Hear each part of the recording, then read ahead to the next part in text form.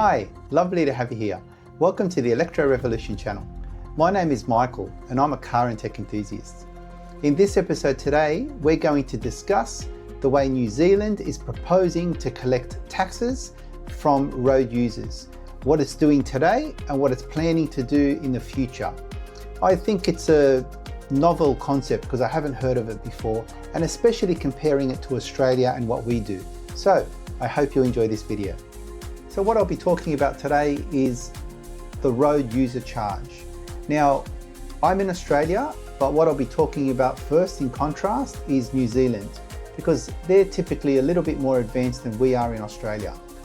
I don't know why. They may be a little bit easier to get laws through there because, you know, we've got federal government and multiple state governments. Maybe they don't have that sort of consultation that they require as much as we do. But nevertheless, the way New Zealand has worked now since 1st of April 2024 is they've had a road user charge, a RUC. And that's especially for diesel, hybrids and EV vehicles. Why is the New Zealand government doing this? Simply because to make a fairer system. Now that would make sense because at the moment there's a fuel excise which has been there since the beginning of time. People have been paying that since they first purchased cars in a way that the government can raise money to fund road development and transport facilities within the country. So that's not a new thing. And that's a good thing overall. It helps the country. However, the idea is to make funding fairer, and in doing so, road users then have a fairer system based on usage and impact on the road. So the RUC in New Zealand works by distance travelled. Now for full EVs, the charge is $76 per 1,000 kilometres, and for plug-in hybrids, it's $38 per 1,000 kilometres. And I guess the difference being that plug-in hybrids still have to pay fuel excise to fill the petrol side of the vehicle, while the battery side is either charged through solar or paid through normal electricity rates or public charging. And what else do we have? So we also have a fuel excise on all petrol vehicles, and that fuel excise is currently 70.024 cents, or essentially 70 cents per litre of fuel. And honestly, that's quite a lot because when you compare it to Australia, we pay a lot less. And of course, there's a 10% GST sitting on top of that 70 cents. So we're talking on a tax on a tax. Or what they like to say is a GST tax on a fuel excise duty. Different words, essentially it's a tax on a tax. Anyway, the point is that for the vehicles that currently pay that 70 cents, what the government's considering is abolishing completely the fuel excise and putting it all into a road user charge. And of course there's details within that, like how old the car is, or when are you actually driving the vehicle? Is it in peak times or non-peak times? All of that I'm not going to cover. But nevertheless, what they're trying to do, or what they're hoping to do by 2026 or early 2027, is get legislation through to totally abolish the fuel excise and put it into a road-based charge, like the road user charge, like happens on EVs, plug-in EVs and heavy vehicles. So what do we do in Australia? In Australia, we have the fuel excise, currently about 51 cents per litre. And of course, we pay the 10% GST, the tax on the tax, for the fuel excise. EV vehicles pay nothing. We don't pay any road user taxes here or road user charges within Australia for any of the EVs we drive. That's one of the reasons, or one of the benefits I appreciated when first buying my BYD Atto 3. Not only did I get a federal government rebate, I also got a state government rebate, something like $3,000 from the federal government and $2,400 from the state government. So whatever the purchase price was, knock $5,400 off that.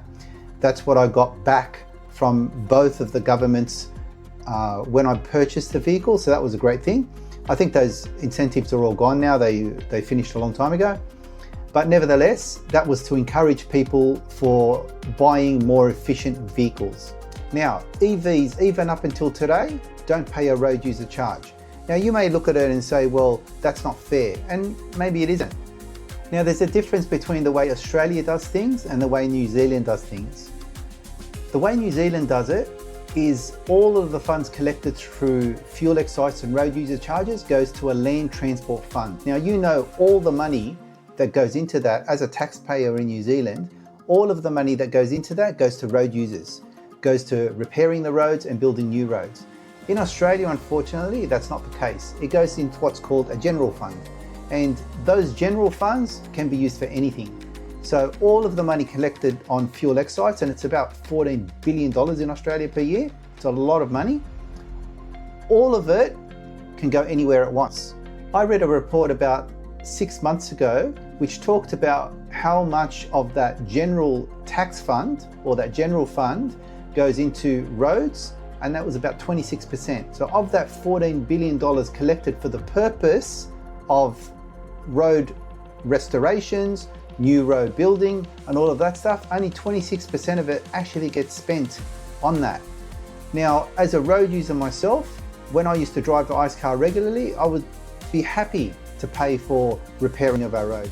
Now, I have heard arguments like, for example, if I'm a ICE vehicle user, a petrol car user, and you're an EV user, well, I pay the tax, you should too. Well, that's like saying, you know, I got a miserable life and you should also. No. The actual right way to say it is, are my taxes going to the right things? And that's really the point of this. The money collected by our governments should go to the roads and should go to the maintenance of them, should go to new roads, it should go to essentially public transport if that's possible. So any of the transport facilities to build the country up and allow everyone to benefit. That's what our money should go to, and that's what our taxes should go to when they're collected for the purposes of the roads. So having a road tax that's dedicated to funding our roads, 100% of the funds collected on our roads is actually a good thing. Now I hope that one day changes in Australia and the road taxes are actually separated from a general tax fund. Now, I'm not here to talk about the politics. What I am here to talk about is eventually in Australia, we are going to have a road user charge. Now, both governments on our last election, neither of them denied not having one. So both of them supported one. And again, I agree with it as long as there's funds dedicated to road repair and new road building.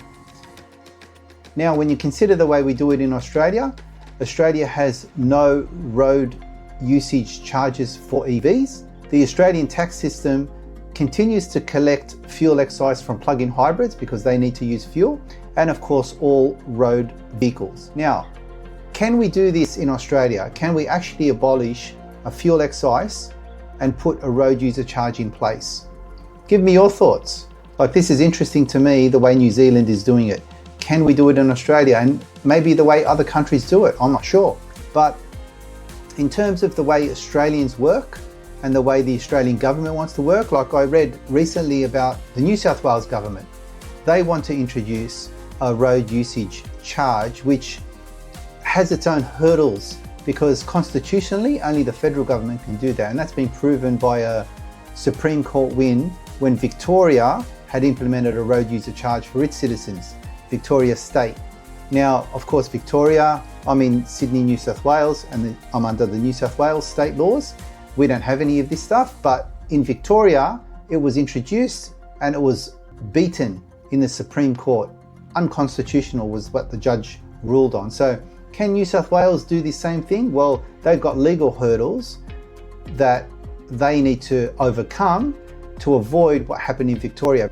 Now, one comment I would make is hybrid vehicle owners, they get double whammy. If they get both the fuel excise and the road user charge, they're essentially taxed twice. Because remember, a lot of people in Australia charge from solar. Now, that doesn't mean all people charge from solar. Some people pay for their electricity, they don't charge their vehicles for free, and guess what? Electricity has a charge and a tax on it. Who collects those taxes? The state government.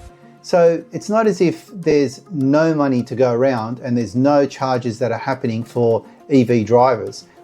All I'm saying here is What do you think is the best approach?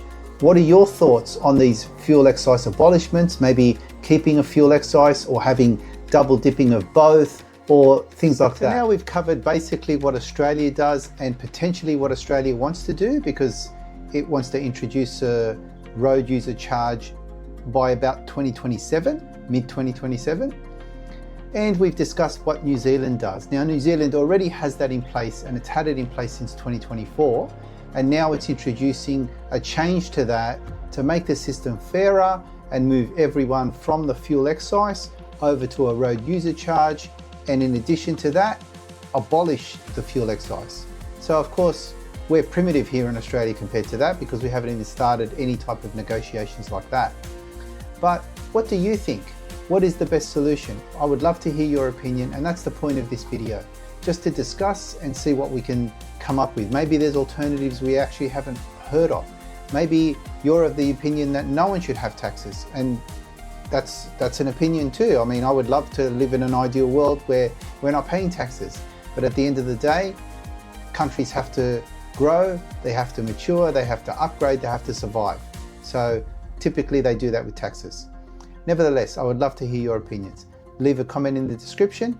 And if you did like this video, I know it's different from other videos I've released, please give us a thumbs up, subscribe to the channel, share this content with someone who'd be interested, or just leave a comment. It really all helps.